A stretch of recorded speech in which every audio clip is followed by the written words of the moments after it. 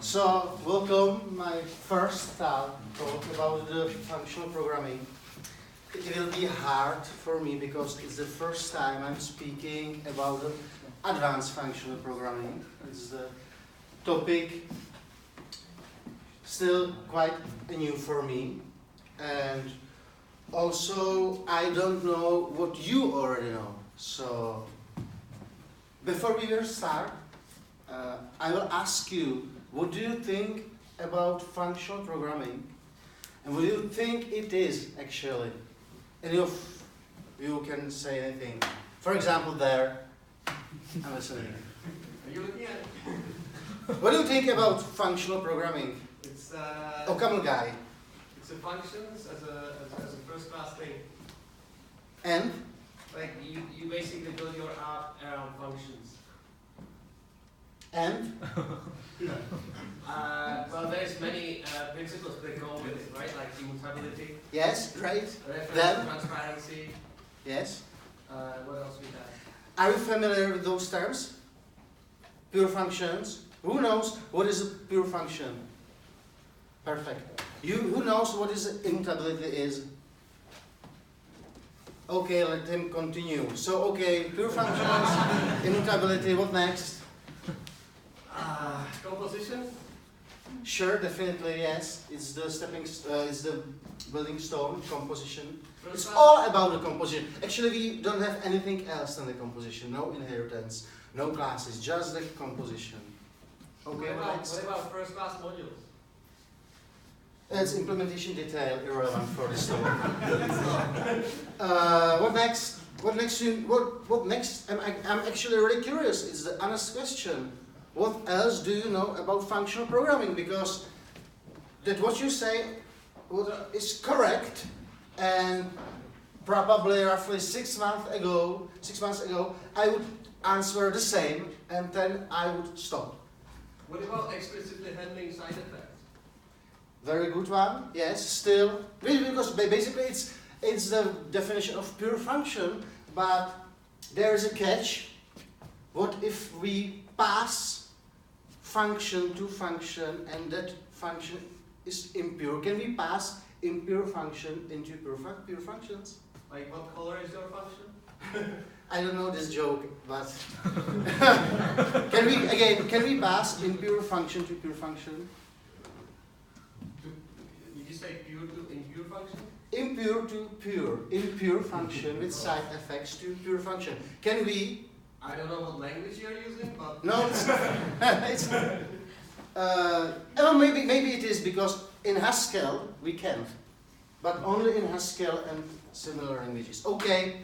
Anybody else want to answer? What do you? Okay. Another questions. Do you think the functional programming is actually helpful for our mundane, everyday business, work? Yes. You said it? Why? Well, because it's technically functional programs or applications are provable. Nice answer. You are maybe better than me. That's why I am asking. So, okay, I think I know enough. So I will start with the. No? Anyone want to answer? Is here any person who thinks the functional programming is no better than OOP? For what purpose? So, yeah, that's a good question. You think it depends on purpose. If we are, for example, writing some sophisticated application, where is the border? For example, manipulating graphs is very hard. Functional programming where it is better. And is there any area where the functional programming should not be recommended? Writing drivers, like kernel drivers? I'm not think so, because the Rust language, you probably already know that, one of my developer heroes, Bud Bodil, actually wrote the immutable collections. The Rust has very strong types, and the functional design can be somehow enforced. So no, even for functional, even for drivers. Of course, we would not write drivers in OCaml. We would use something more low level. Okay. So I think the audience is open to new ideas, which is necessary. And I will start with I'm not sure if you read it. Do you know that guy? Everybody know the guy, the Redux creator, and even the creator, reading some Redux example code I wrote 4 years ago, and I have no idea what's going on there. I just want to fetch some data as G's. So, what is the biggest enemy of our work? So, or the biggest obstacles? Or what's the worst of our work? State. State, of course. I'm anarchist. Yes. State. I heard a joke today, very short, probably not funny, but I like it. Do you think, are you rich? Maybe. Almost, I bet every person here is richer than any state.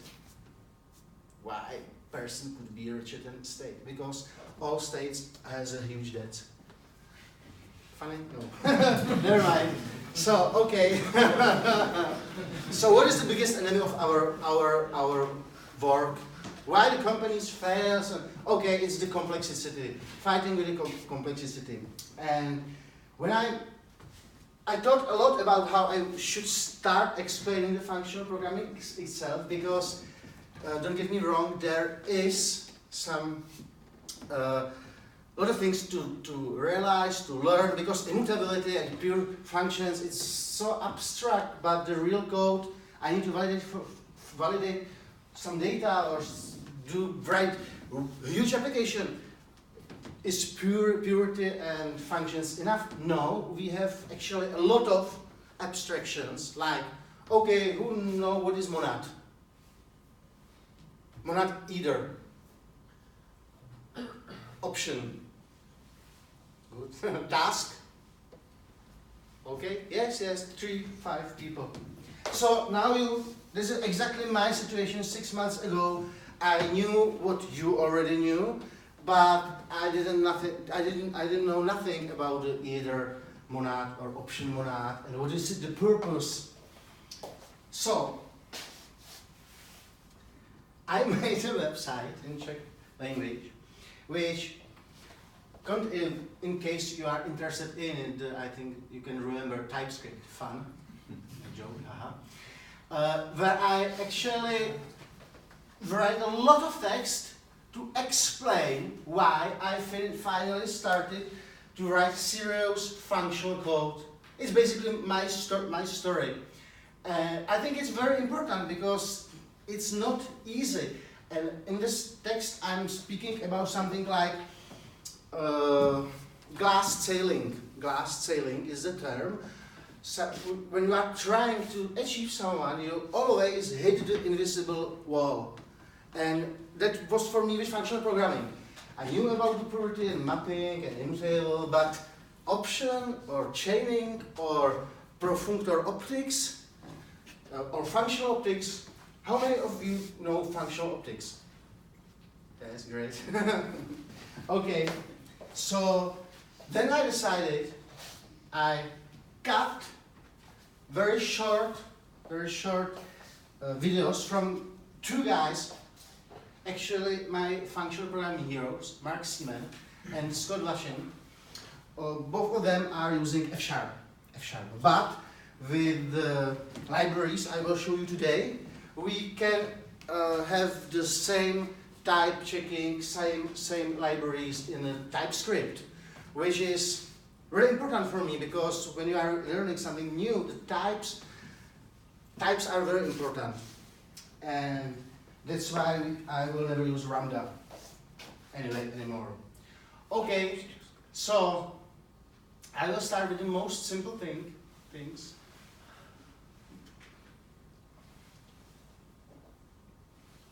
Just to check what you already know. I have a question for you, which is how many things are wrong with this design? And this is a contact with a first name, an initial, and last name, and an email address. and some sort of flag which is supposed to be set to true if you have clicked on the verification email that you've got and so on. Now if you saw this in a code review, would you think it was okay? Or would you say this is terrible? And if it is terrible, what would you do to improve it? Now, to be honest, I used to be fine with this kind of stuff, but I've learned like new ways of doing things, and I'm going to share that with you today. And hopefully you'll see by the end of the talk. It's I will not show you you doing this. wall presentation. Just the So this is the main modeling main functional. I'm Scott Voloshin. I have a website, F# for Fun and Profit, which is all about F#, as you can probably guess. So this talk is about the intersection between functional programming and domain-driven design. Not a lot of people are in this kind of intersection. I think it's really powerful, but a lot of people are put off because they think functional programming is scary, because there's like all these words, functor and applicative and monoid and monad. And you think functional programming is not for me, it's too weird. Here's Homer being freaked out by functional programming. Now, it's not that it's scary, it's unfamiliar, that's the thing. If the words were something different, if they were mappable or collapsible or chainable or something like that, here's Homer, he's still puzzled by what the words mean, but he's not freaked out by them. And I think that's one of the problems with the functional programming community is there's a lot of mathematical jargon. But don't let that put you off. It's actually, a lot of the stuff is not as hard as you might think it is. I'll tell you what's really scary, it's object-oriented programming. It's like there's all this jargon, there's polymorphism and inheritance and interface and covariant, and there's solid, and solid is 5 other things, and each of those is an abbreviation, and there's IOC and DI and ABC and everything. Object-oriented programming is also really scary, but you don't think of it as scary because you know all the jargon. Okay, so there was some model, and I will ask the same question as Scott. Do you think it's okay or not? And who can tell me how this could be improved? With algebraic data types. Definitely. For example, but I wouldn't start with that. I would start with probably middle initial name should be optional. Because not every person have middle name. So the question is, should we here undefined or null? Who prefer undefined? Who prefer null? Who never knows? The thing is, with functional programming, you will never use null or undefined anymore. You will use option type. Option type is type, and it means it provides us some handy functions, and null is just missing, it's a hole in our type system. So we will probably use option type. I will show you more demonstration later. And as my friend said, algebraic data types, we probably would like to design it better. But I wouldn't want to spend, do you know TypeScript advanced types? TypeScript advanced types. So that's algebraic data types. So something which is scary, algebraic data types, it's actually called advanced types in TypeScript. And I bet if you are writing, how many of you are writing TypeScript? Yes, so you probably know something about algebraic data types. Okay, the second short is from the same guy. I love him. He is just genius. Maybe strip out spaces, lowercase the email address, something, I don't know. Now he's talking about the record in the database. Most ordinary daily tasks. Get some data, validate them, verify, do something else. And then maybe if the emails change, we might send out a verification email. So your email has changed from this to this. Is it okay? Just to make sure that someone else hasn't taken over your account. And then finally, we return the results to users. That's really extremely simple use case. Can't really get much simpler than that. So how would you write it in something like C#?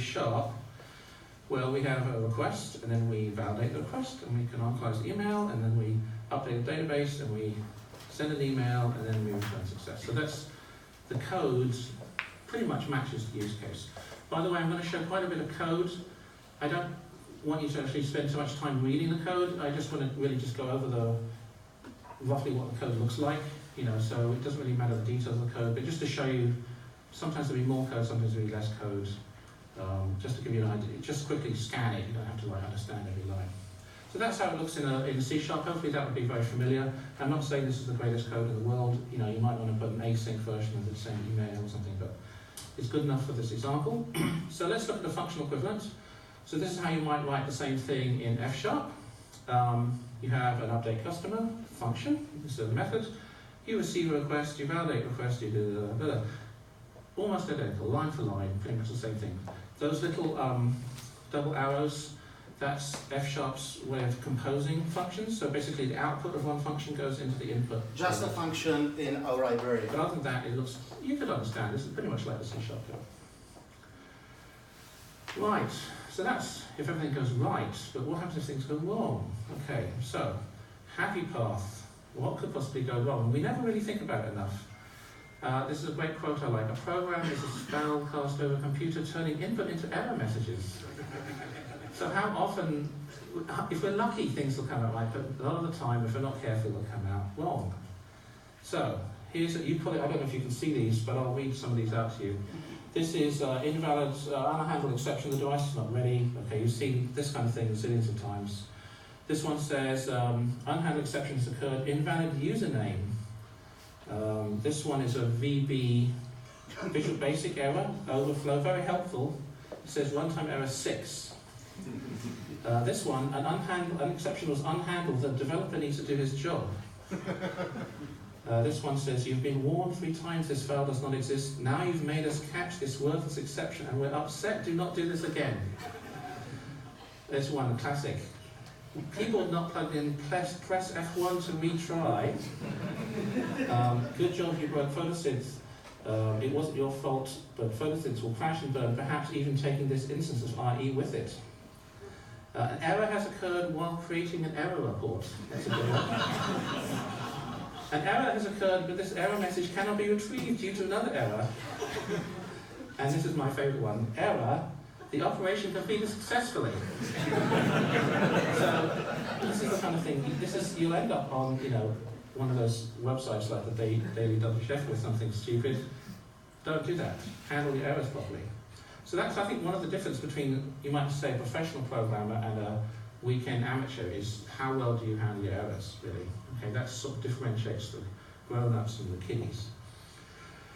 So, let me go back to this use case. As a user, I want to update my name and email address and see sensible error messages when something goes wrong. We never put this in our use case. We sort of assume this, we take it for granted. But I'm going to explicitly put it in here because we need to think about it. So let's think of all things that can go wrong. Even in this, like, 3 steps, okay, what can go wrong? Well, the first thing is when we try and validate it, we can get a blank name, we can get an email which is not valid, all sorts of things can go wrong. When we update the user record, maybe the user isn't found in the database, maybe we get a database connection error. When we try and send an email, we get an authorization error, we get a timeout. Lots and lots of things can go wrong. I haven't even started. I mean, this is just scratching the surface. As you can think, there's hundreds of things that go wrong. So let's see how our C# code changes as a result of all this error handling. So here's the original code, but then we need to validate the request. So if the request is not valid, we return, request is not valid. And then if the database fails, then we have to say customer record not found. But then the database might throw an exception, so we have to wrap the whole thing in a try catch block. And then if we send an email, maybe we can't log in properly. So all of a sudden, our nice, clean C# code that modeled the use case very nicely in the happy path, now it looks really ugly, all right? And basically we went from 6 clean lines to 18 ugly lines. And that's 200% extra code. That's 2/3 of the code is error handling. And only 1/3 of the code is actually doing something useful. And I'm sure you've all seen code like this. I'm sure your code is full of this kind of stuff. And it's really annoying because it sort of gets in the way of trying to understand what the code's trying to do. It's like the original code without error handling was lovely. I could totally understand what that was doing. Now I'm totally lost about what this code is trying to do. So let's look at the functional equivalent of this code. And the question is, can we preserve the elegance of the original code in the functional thing? Let's see how complicated the functional code gets. So here's the original functional code, all right? very similar to the C code. And here is the code after error handling. So, does that code look familiar? Yes, it's exactly the same code. Now you might think that's impossible. How can you have error handling code that hasn't changed? And you might not believe me. Hopefully by the end of the talk you will believe me, and I can even demo. I actually have a little Visual Studio project I can actually demo to you. So that's the point of this talk. So let's look at the difference between error handling in Okay, the point of this talk is not to watch Scott Blushing, but I highly recommend his talks because that's when I actually learn all that stuff, and you probably should be somehow interested in. It looks too good to be true, or not, or there is a catch, magic. No, it's just different paradigm. And the last super short video about dependency injection. Who thinks dependency injections is a remedy? It's for our OOP code. Come on guys, you are not using dependency injection. Okay, who knows what dependency injection is? Okay, we don't necessarily need EA containers. The truth is, in React and TypeScript, we don't need dependency injection a lot. We do it manually, but still, a lot of people think dependency injection is something very great. It is, but only as a remedy for classical OOP software. What in function can we do function dependency injection in functional programming? Of course we can. Do we want? No. This is a great talk from Mark Seaman. That caller must also be impure as well. So impurity is totally infectious. You know, dependency injection makes everything impure. And that you probably doesn't totally understand because it's just what from all the talk, but I highly recommend this talk about directing the question I was asking you. If we can actually use impure function from pure function, it works. Of course it works. But is it the right or not? So this is basically should be mentioned on the end of my talk. So how to start with functional programming? Because now it looks like there are a lot of things to learn. And the best way is probably replicate my own way. I didn't want to start with functional programming. Actually, I was quite happy with my pure functions and mapping everywhere, and I didn't feel any necessity to use any library. I was quite satisfied with what I was doing. But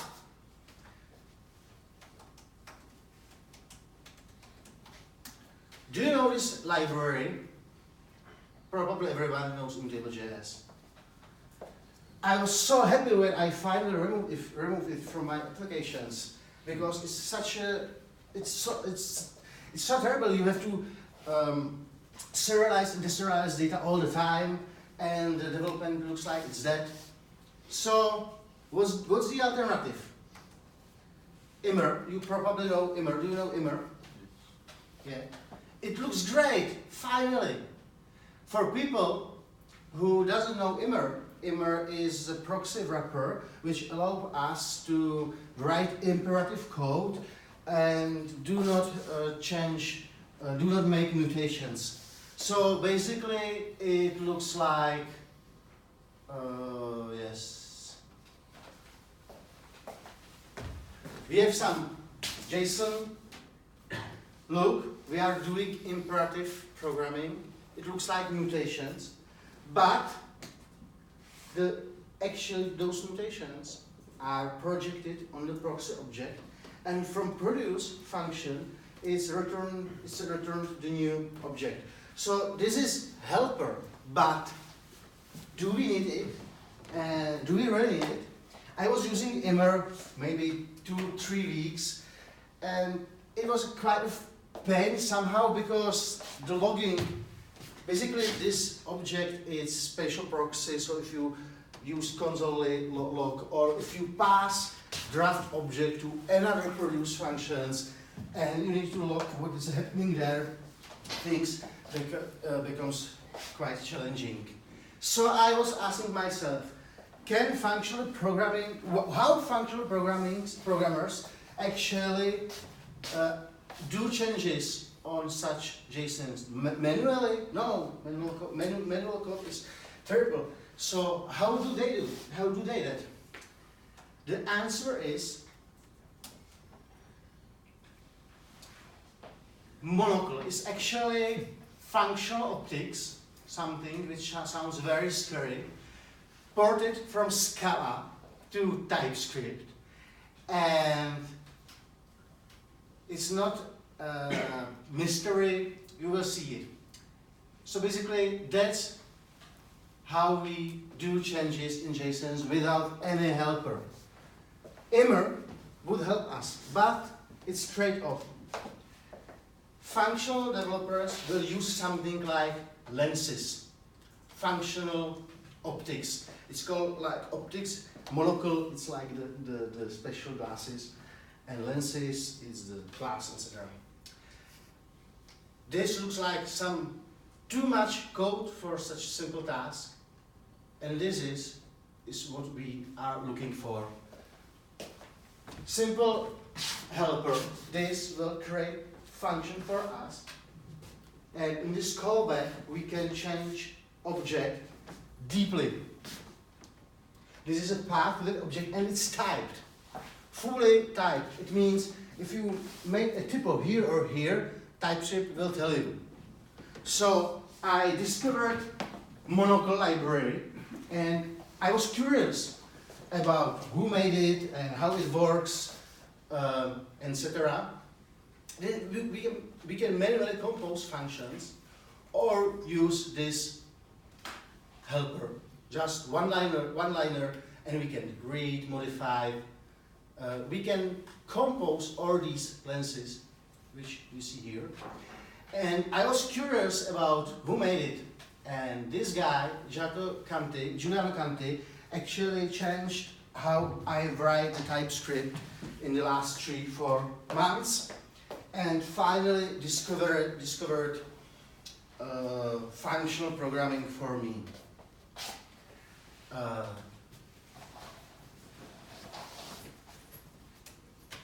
He is the creator and maintainer this functional library. Recently got 3,000 stars. It's the general type functional programming TypeScript library for type functional programming, but a distinctive feature with respect to other functional libraries is implementation of blah blah blah blah blah blah blah. It means it's fully typed. All types works. You don't have to write a lot of types. Type inference works. It just somehow works for us, which is great because, do you know Ramda? Yes.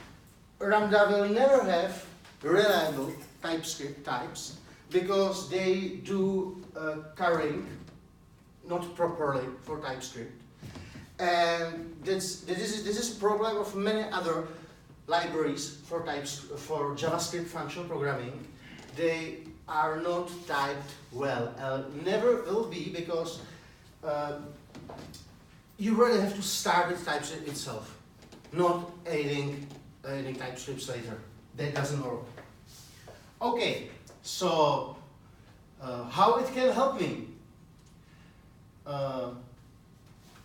With this library, you can use the fine, cool things from Haskell, PureScript, Scala. He just ported it to TypeScript. And what is the purpose? So, if you have any question, ask me. Don't hesitate. Interrupt me anytime. Okay, the problem with this library for me was, it is very well maintained and written and full of tests, etc. is, where is the documentation? How I can start? Okay, here's some core concepts. Okay, some data types. What's the option? Either non-empty array, type classes. What is a type class? I was confused. learning resources. This book is funny but terrible to read because that terrible to read. It's awesome. It's awesome but terrible to read because it's all in JavaScript. You can understand. It's good book, probably the best for JavaScript people. Still, it was confusing to me because from my point of view, it's still too abstract. There are some real use cases, but not many. And what else we have? Comparison to Lambda. Okay, but I don't know Lambda well. No, I don't know pure script. Fortunately, this guy write the series, the several blog posts. By the way, do you know Dev2? It's something like Medium, but much better. Don't know well. Medium is dead. For developers, it is. Okay, so he actually write Giuliano Canti, he probably 20 blog posts, but again, I hit the glass wall of not understanding enough what the fuck is semi-group, and there are much worse things there. Where is it?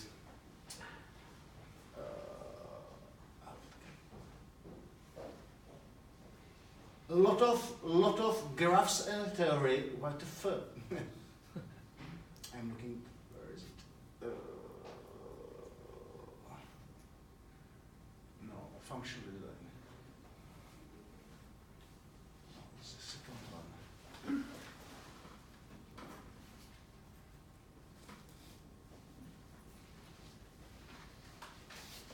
Where is it?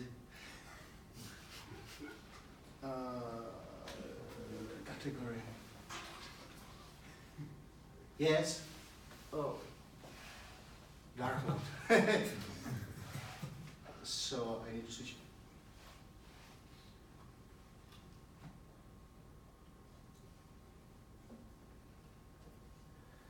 I'm not sure if you see it, but this is probably how my brain interpret those things. It really doesn't helpful for me.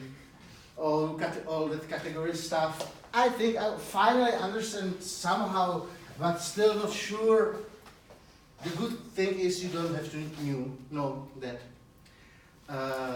So I was confused and trying to figure out how to educate myself with functional programming, and the reason why I'm here and talking, I think I succeeded, and I can fully appreciate, and honestly I'm in love, really, finally. Okay, so then I saw several talks from this guy and several talks from the second guy. And then it somehow clicks in my head, but I already had a code base. I spent 3 months writing the new content table editor just to figure out how it should be made and fully understand to it. And it became my test place, training wheels for functional programming. And how it started? Actually, it started with interfaces. I will show you the read code and real use cases because such an abstract thing must be explained on some real code. Okay, so not web editor itself. We have some models, classic. For example, I have some model which is called path.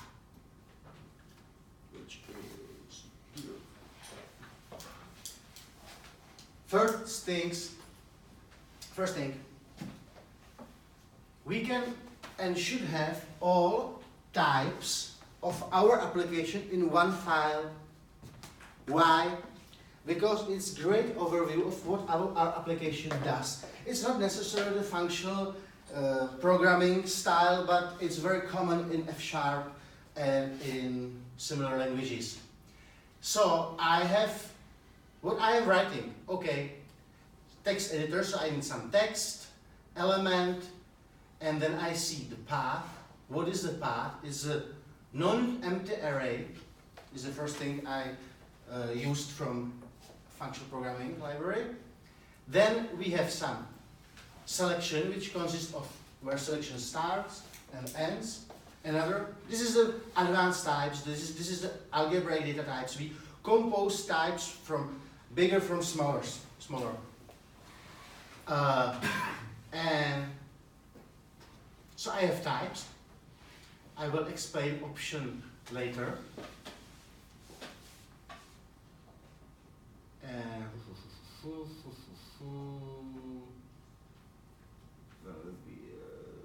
Yes, endomorphism. It sounds scary.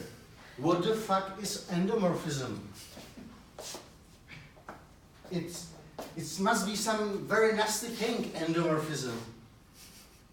Actually, it isn't so nasty.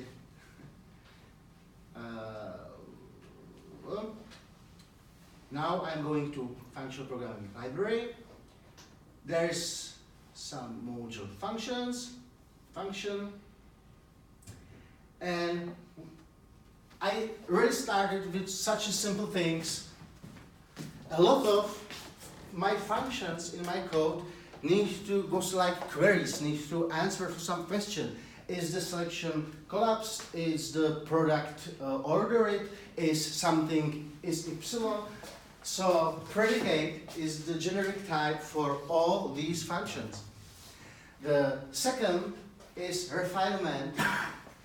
You know, it's the when you know what you are writing. Okay, is this predicate? Okay, it's the refinement, and this is endomorphism. Scary shit. What's that?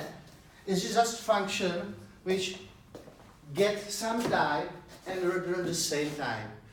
For example, when you have a type user and you want to change age or something like that, all functions which get one type or the same type, it's called endomorphism. Endo is inner and morphism is okay. Okay. We have another interesting functions here. For example, absurd functions. Isn't it absurd? What is it for, absurd functions? Does anybody know? Are you using TypeScript? You probably will knew, but shut up. Do you know assert never? It's super useful helper. Here's it. Oh, assert never. Basically, you have some switch, and you need to cover all cases. So it's poor man pattern matching for TypeScript developers, but you really should know this. Do all of you know what I'm talking about? Exhaust checking TypeScript.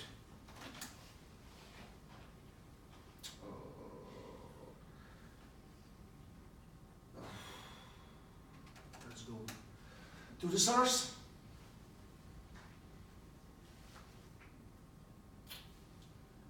Here's it. Advanced types. Scary shit here.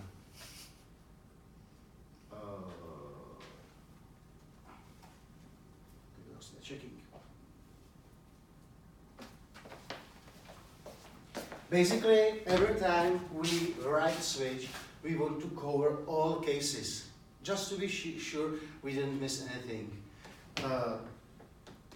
With still now checks, TypeScript will tell us, but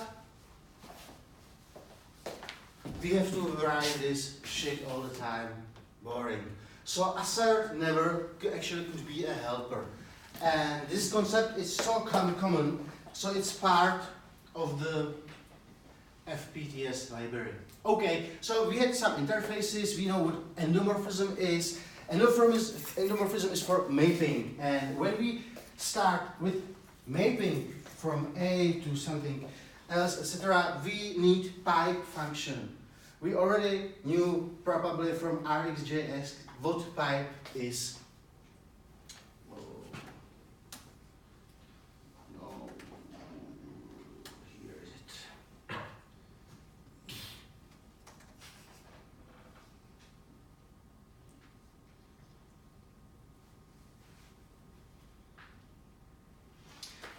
This is a blog post about RxJS, why they stopped writing this shit with this and prototype. Yes, it's problematic, blah, blah, blah, blah, blah. Okay, we prefer such pure functions. Something goes in, something goes out. Okay, but it immediately forces us to write this code.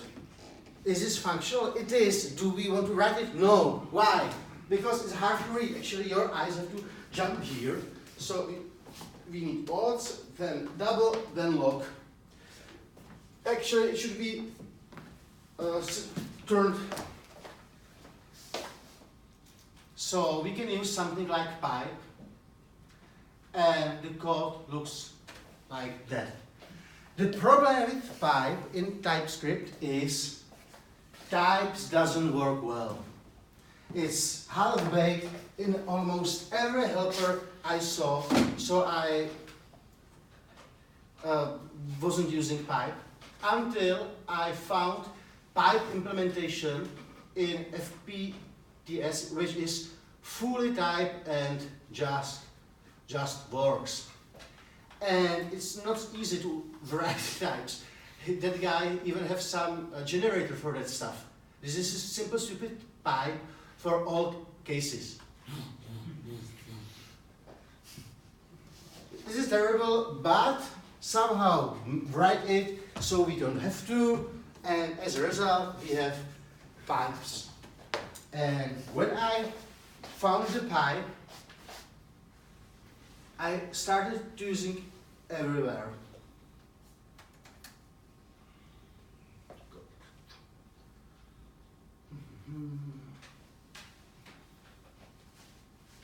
Even the most simple case, for example,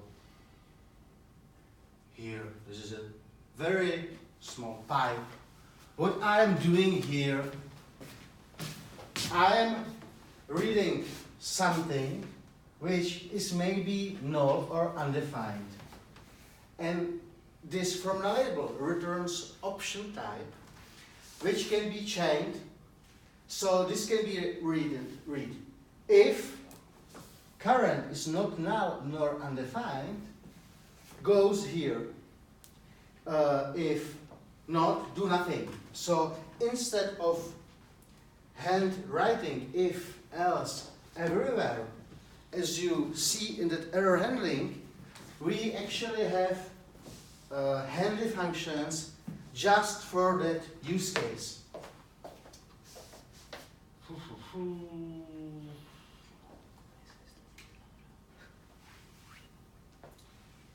So let's start with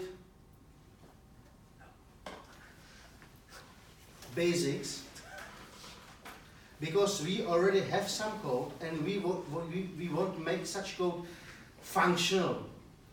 It's not here. It's first article. Interoperability with non-functional code using. So the browser at DOM is full of weird conventions. For example, finding item in array, it can returns -1. So option type cover everything. -1, undefined, null, anything else. And from nullable is creator, factory, helper for that. Another thing which is probably your code full of is try and catch everywhere. And instead of try and catch, you have either. And maybe you are asking yourself, what's wrong with null and undefined? What's wrong with the try and catch? it does not compose well. So you have to write a lot of boilerplate code just to compose it, instead of being focused on that happy day path code.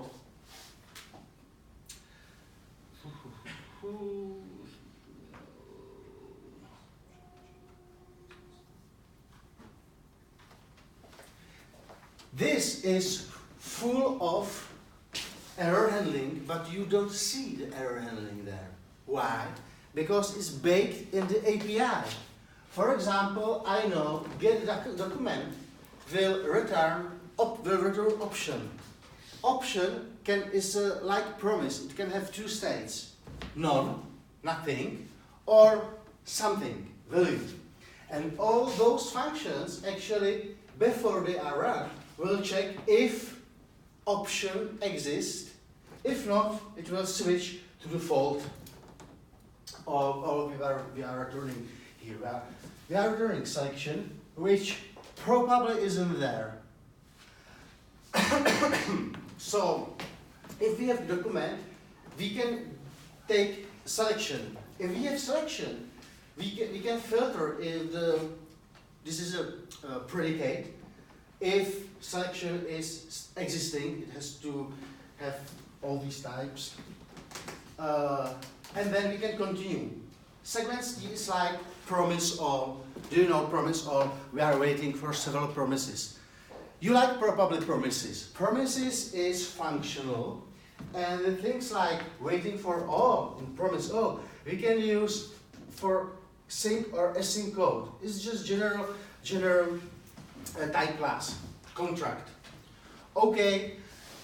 So actually, I'm speaking a lot, and I should make a break. When we are learning advanced functional programming, we are not learning pure functions. We already know that stuff. It's boring. Immutable, yes, boring. We are learning toolbox, like chain, filter. It's something like RxJS, but much better because it's sync. It's not like callbacks all the time, debug hell. Any water? Water, second.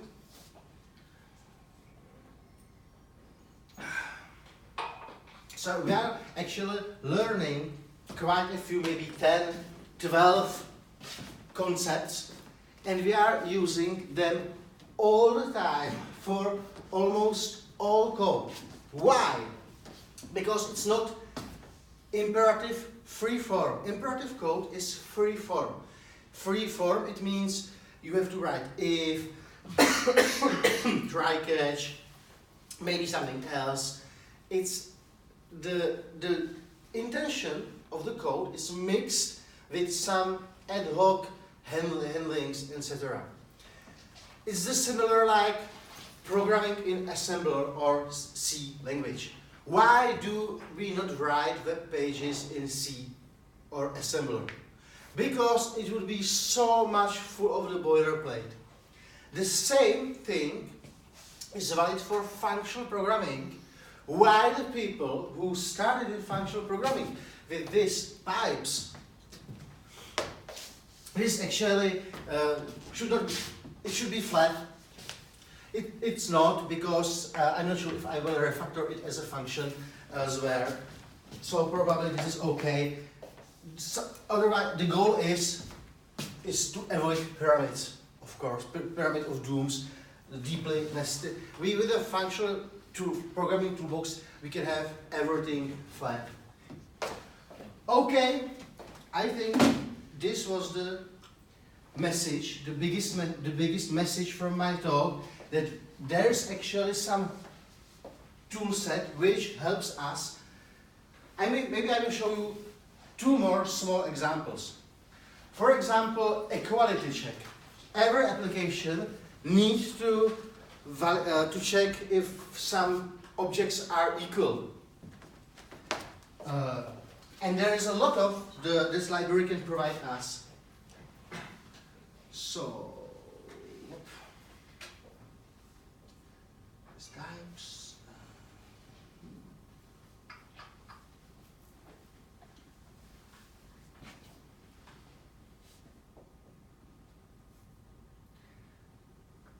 path is actually an array of numbers. We have pre-made equal number, and this will create the validator for array. Get equality, you see it's from array, no, where is it from? First line.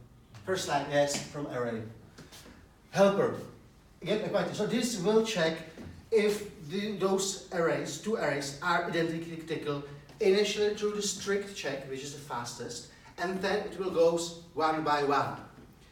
Maybe it's not interesting, but remember, we use path for selection, and we need to compare selection. So how selection does look like? Selection is, fuck you.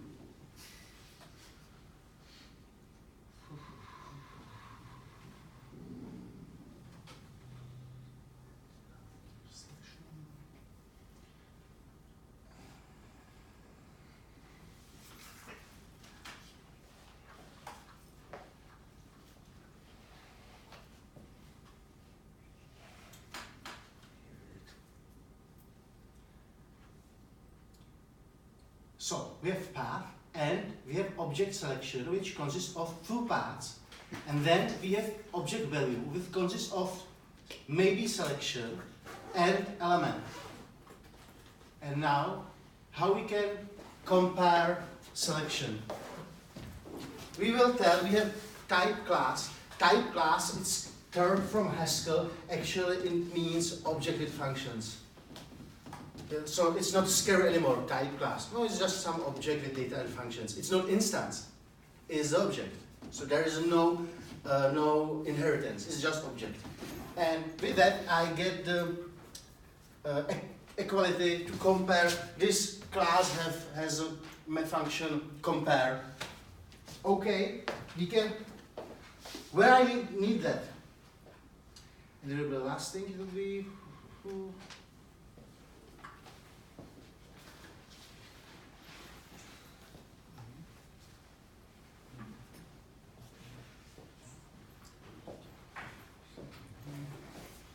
yes. Here, I need to compare very huge JSON deeply, but as quick as possible with strict checks everywhere. Equi value consists of equi element and equi selection. Equi selection consists of equi paths.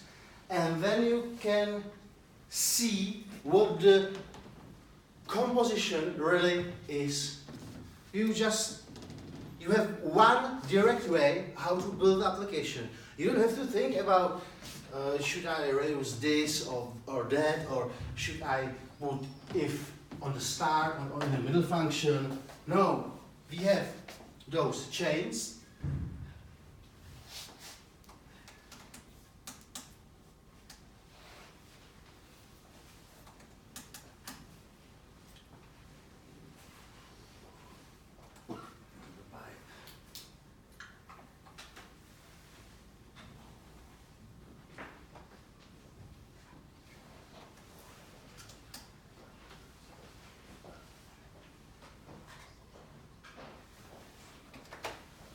Just pipes everywhere, and instead of imperative code, it's just the function composition. And I think I should stop it here. I hope I told you enough. There is much more. The thing is, you don't have to use everything. Just start with predicates, endomorphism, monocle, then option type. Whoa, one last thing for validation. Either type. Sorry, this is important for you.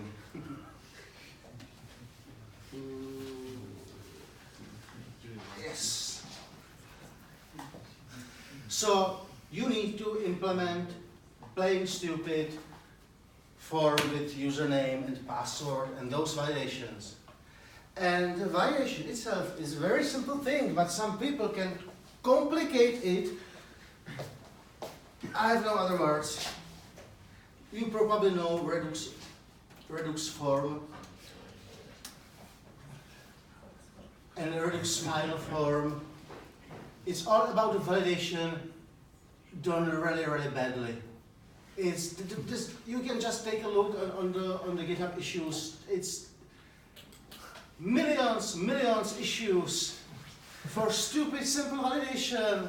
It's issues like I don't have any other. It's terrible because the guy has a wrong abstraction. So with functional programming, we have type called either, and either could be success or fail. Right is success, left is fail. And that either type will tell us immediately if some function returns either, it means it can succeed or not.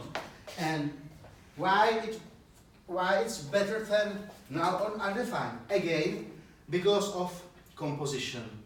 So our validation form will be, this is mean, if it will, it's okay, go to next validation. If it will fail, stop and return left, like a fail. So even this code has type checking and error handling baked inside, because it's all about the types, which forces us to return what should be returned. And maybe you can see it. Validate string, it will return left, error. And there are a lot of helpers for just validation, mixing validation. So we probably would have to re-implement that stuff, but it's so generic, so it's much better for us to reuse all of those type classes. So I think actually this should be finished, and now is the time for questions. If you have some questions. Okay. So, do you have any idea how is it with performance? Like this abstraction, does it cost any performance? No. There is actually some cost in sequencing when you need to run several thousand functions because it's not optimized for the recursions. But there's a special case. There's no, it's super cheap. There is no overhead. Question? Is it hard to debug?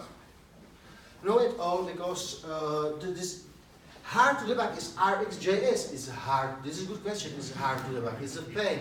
But this is just simple function. So where I don't know what it does, I will show you just one line how it looks like.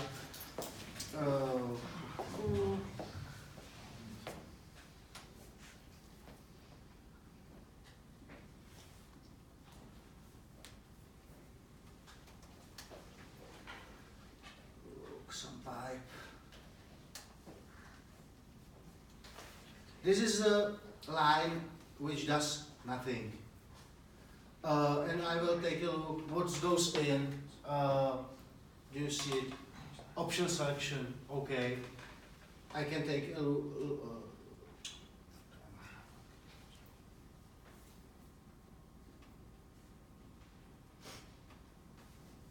This is just TypeScript madness, it's not a functional programming thing. But as I said, there is even a helper for that. So for example, sequence T, it sounds magic. Sequence T, what is a T? T is tuple. So basically this code means if get selection from input exists and this exists, then give me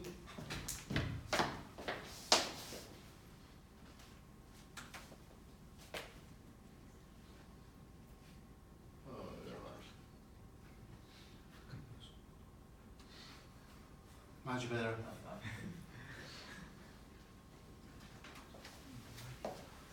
Fault is like either. It means if all these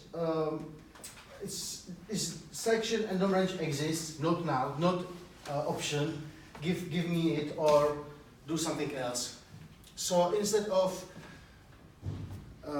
ifs and else everywhere, we have those functions we can compose well, and this fault and chain looks the same for sync or async code, for option either, and other types. Okay.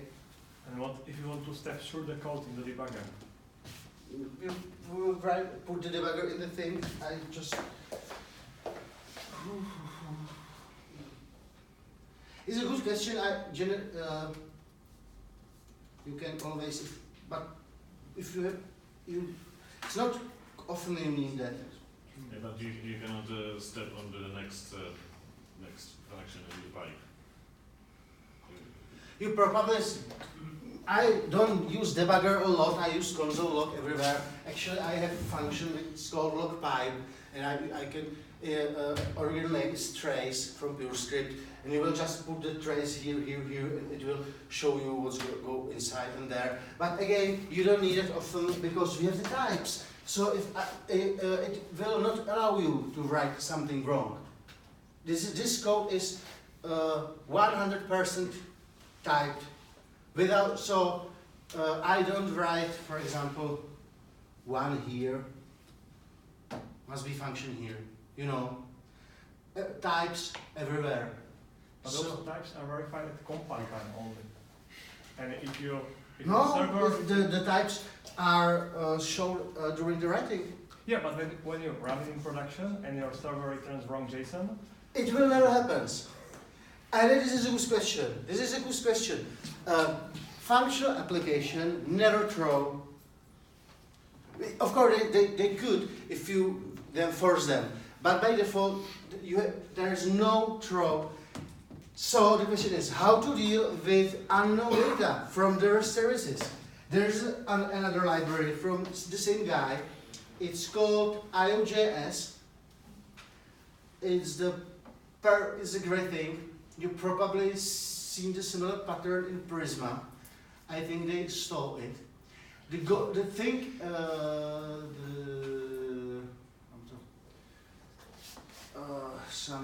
Yes. This is it.